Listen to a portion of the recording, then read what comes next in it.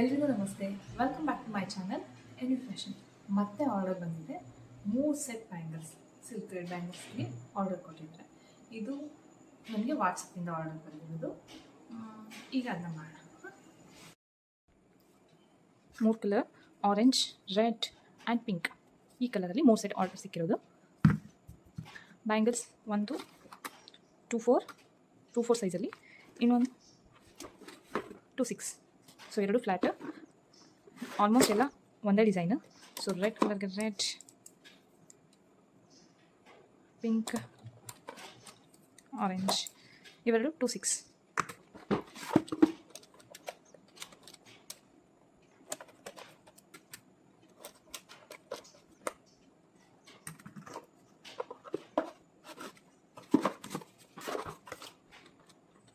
Two 4 ಸೈಜಲ್ಲಿ orange colour.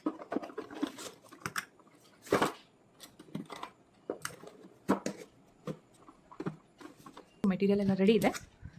ಈಗ start ಮಾಡೋಣ. ಫಸ್ಟು ಸಿಲ್ಕ್ ಥ್ರೆಡ್ ರ್ಯಾಪಿಂಗ್ ಮಾಡ್ಕೊಳ್ಳೋಣ.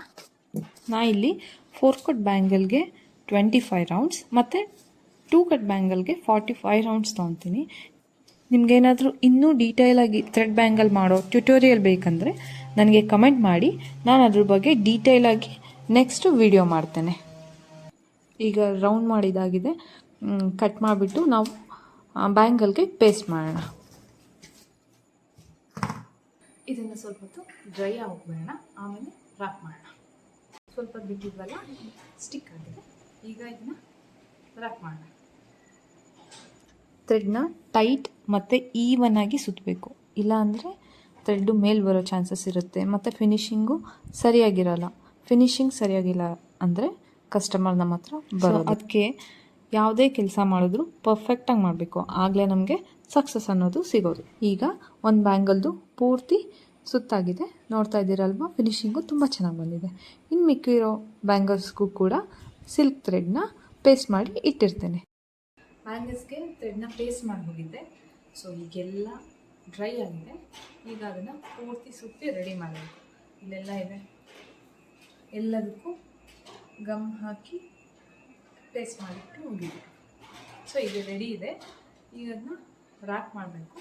ಅದಾದಮೇಲೆ ಸ್ಟೋನ್ ಆದಮೇಲೆ ನಾನು ನಿಮಗೆ ಫೈನಲ್ ಪ್ರಾಡಕ್ಟ್ನ ತೋರಿಸ್ತೇನೆ. 3 set bangles silk thread wrap ಮಾಡಿ ರೆಡಿ ಮಾಡಿಟ್ಕೊಂಡಿದ್ದೀನಿ. 3 ಸೆಟ್ಟು ಫಿನಿಶಿಂಗು ತುಂಬ ಚೆನ್ನಾಗಿ ಬಂದಿದೆ. ಈಗ ಈ 3 ಸೆಟ್ಟಿಗೂ ನಾವು ಕುಂದನ್ ಸ್ಟೋನ್ ಪೇಸ್ಟ್ ಮಾಡಬೇಕು. ಅದಾದಮೇಲೆ ನಾನು ನಿಮಗೆ ಮತ್ತೆ ಸ್ಟೋನ್ ಪೇಸ್ಟ್ ಮಾಡಾದ್ಮೇಲೂ ತೋರಿಸ್ತೇನೆ. ಸ್ಟೋನ್ ಪೇಸ್ಟ್ ಕೂಡ ಆಗಿದೆ ನೋಡಿ. ಈಗ ಇದು ಫೈನಲ್ ಲುಕ್ ತುಂಬ ಬ್ಯೂಟಿಫುಲ್ಲಾಗಿ ಬಂದಿದೆ. 3 ಸೆಟ್ಟು ಕೂಡ ತುಂಬ ಚೆನ್ನಾಗಿದೆ. ಇದನ್ನು ಕಸ್ಟಮರ್ಗೆ ನಾನು ಫೋಟೋ ಕಳಿಸಿದ್ದೆ, ಅವರು ತುಂಬ ಖುಷಿಪಟ್ಟರು. ಈ ಆರ್ಡರ್ನ ನಾನು ಕಂಪ್ಲೀಟ್ ಮಾಡೋದಕ್ಕೆ 2 ಡೇಸ್ ತೊಗೊಂಡೆ. ಅಂದರೆ first day 2 hours, second day 2 hours. ಯಾಕಂದರೆ ನನಗೆ LKG ಹೋಗೋ ಮಗಳಿದ್ದಾಳೆ. ಅವಳು ಸ್ಕೂಲಿಗೆ ಹೋದ್ಮೇಲೆ ಬರೋಷ್ಟರೊಳಗೆ ಮಾತ್ರ ನಾನು ಈ ಥರ ಕೆಲಸ ಮಾಡ್ಕೊಳ್ಳೋದಕ್ಕೆ ಆಗೋದು. ಸೊ 4 ಗಂಟೆ ಕೆಲಸ ಮಾಡಿ ಇದರಲ್ಲೇ ನನಗೆ 700 to 800 ಇನ್ಕಮ್ ಬರುತ್ತೆ.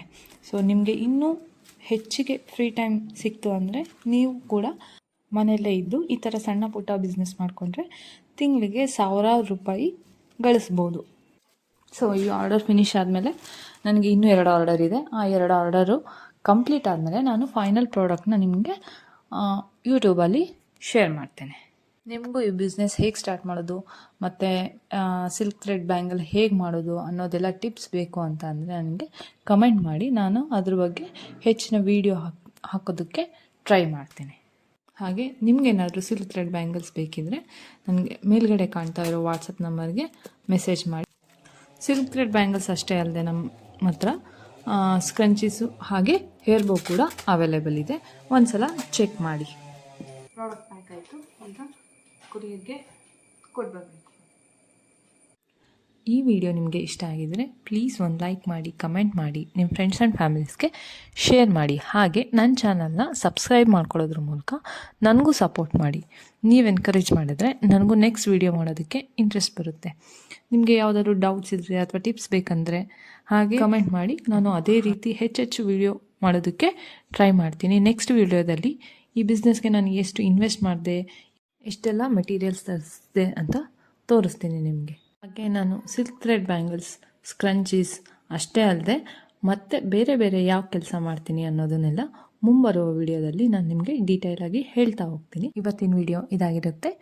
ಮತ್ತೆ ನಾನು ಸಿಗ್ತೀನಿ ಮುಂದಿನ ವಿಡಿಯೋದಲ್ಲಿ. ಅಲ್ಲಿವರೆಗೂ ಎಲ್ರಿಗೂ ಬಾಯ್.